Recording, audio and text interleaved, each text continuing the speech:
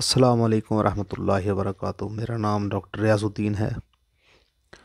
मैं क़स्रुल हिकमत चैनल के ज़रिए आपके साथ मुंसलिक हूँ।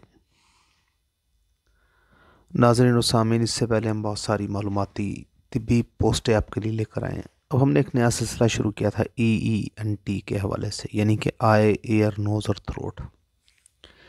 इसकी हमने वीडियोज़ रिकॉर्ड की हैं। आज की जो हमारी वीडियो होगी वो इसकी ओटोरिया, यानी कि कान का बहना।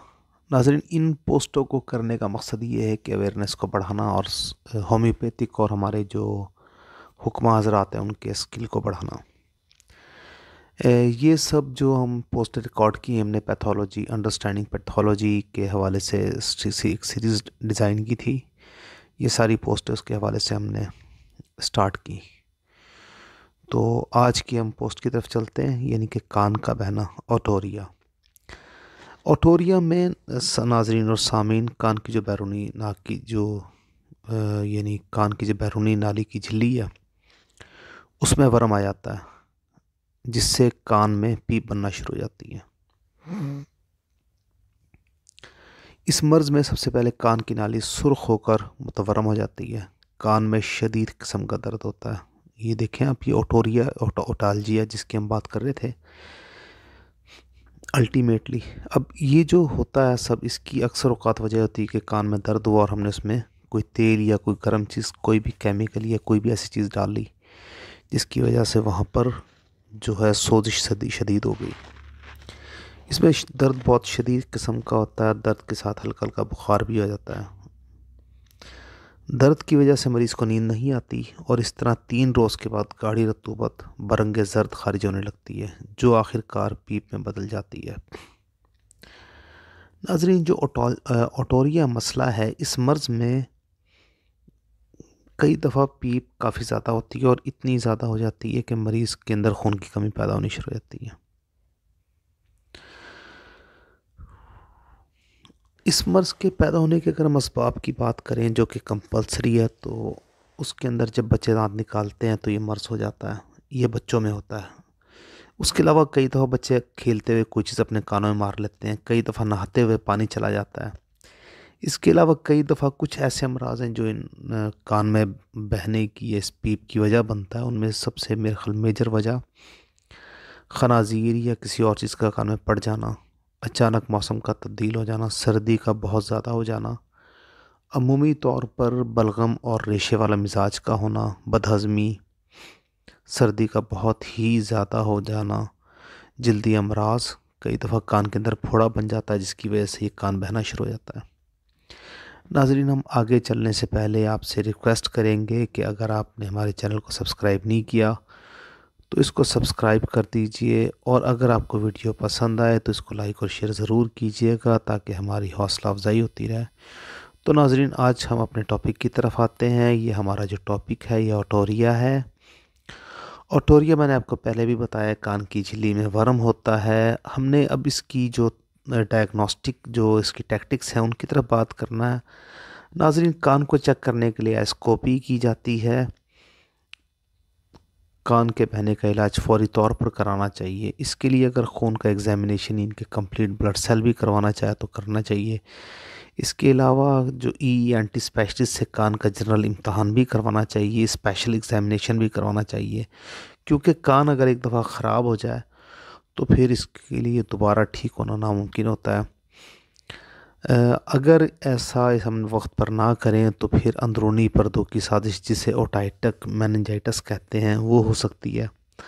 नाज़रीन, कान बहने में कई दफ़ा कंट्रीब्यूशन जो है बैक्टीरियल इन्फेक्शन की भी होती है, तो इसलिए कल्चरल टेस्ट भी करवा लिया जाए तो कोई मसला नहीं। नाज़रीन और सामीन, अब हम इसके इलाज की तरफ आएंगे। अब अगर ये पीली और ज़र्द रंग की बहुत गाढ़ी गाढ़ी रतूबत खारिज हो रही हो तो हमें कोई ज़्यादा टेंशन लेने की ज़रूरत नहीं है। इसके लिए हमारे पास पल्साटीला एक मेडिसन है जो बहुत ही शानदार और ऐसे अमराज को बहुत ही अच्छे तरीके से निकाल सकती है।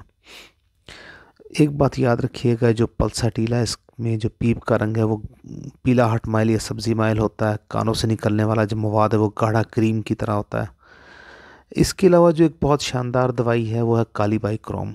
अब काली बाइक्रोम में जो कानों से मवाद निकलता है वो बहुत ही चिपकने वाला होता है, हर चीज़ से चिपक रहा होता है, काफ़ी गाढ़ा होता है।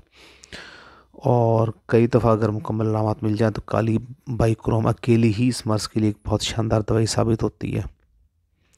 काली बाइक्रोम को नॉर्मली 6x से लेके 1m तक इस्तेमाल करवाया जाता है, लेकिन मेरा तजुर्बा है कि 30 से 200 तक बहुत ही सेफ़ पोटेंसी है काली बाइक्रोम की, इसमें इस्तेमाल करवाना चाहिए, बहुत ही अच्छा रिज़ल्ट देगी।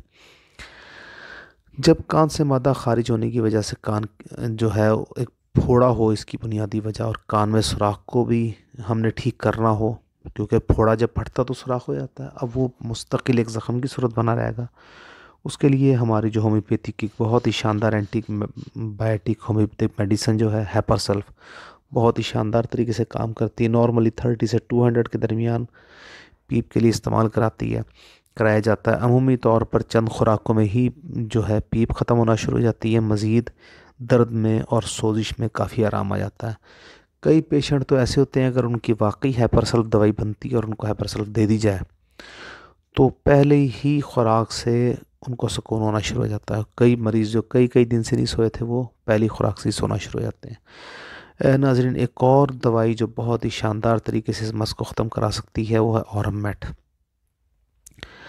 अगर कान का पर्दा मुकम्मल तौर पर ज़ाया हो जाए और हड्डियाँ गलने सड़ने लगे, बदबूदार मादों का अखराज हो, तो नाजरीन ऑरमेट को कभी भी नहीं भुलाना चाहिए। लेकिन ऑरमेट की कुछ मिजाजी अलामत हैं, यानी कि अगर ख़ुदकुशी का रुझान ना पाया जाता हो तो ऑरमेट इतना ज़्यादा शानदार काम नहीं काम करेगी।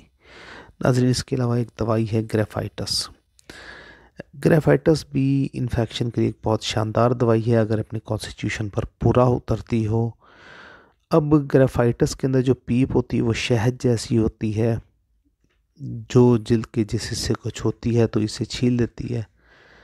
इस सूरत में ये दवाई बहुत ही शानदार तरीके से काम करती है। नाज़रीन, इसके अलावा एक बहुत ही शानदार दवाई है, उसका नाम है मर्कसॉल। मर्कसॉल एक ऐसे अमराज में बहुत ही शानदार तरीके से काम करती है, मुकम्मल तौर पर पीप को ख़त्म करवा देती है। 30 और 200 में इसको इस्तेमाल करवाना चाहिए। इसके अलावा एक और दवाई है कलकेरिया सल्फ। अगर कोई दाने की वजह से मसला पैदा हुआ हो या पीप अंदर पैदा हो चुकी है तो कलकेरिया सल्फ को भी नहीं भूलना चाहिए। अगर कान में सिर्फ दर्द ही है तो मैग्नीशिया सल्फ को भी जहन में रखना चाहिए। नाजरीन, अगर बेचैनी बहुत ज़्यादा हो तो इसमें आर्सेनिकम एल्बा भी मरीज़ को दी जानी चाहिए, ताकि उसकी बेचैनी में ख़त्म हो और उसको सुकून पैदा हो। नाजरीन, कुछ साथी हमारे इसके लिए कम्बिनेशन इस्तेमाल करते हैं, हैपरसल्फ, मर्कसल और आर्सेनिकम एल्बा। ये आप लोगों के ऊपर ख़ुद डिपेंड करता है। अगर आप लोग इसको इस्तेमाल कराना चाहें कम्बिनेशन की फॉर्म में तो कम्बिनेशन करवाइए। बहरहाल हमने आपको इसकी डिटेल बता दी है।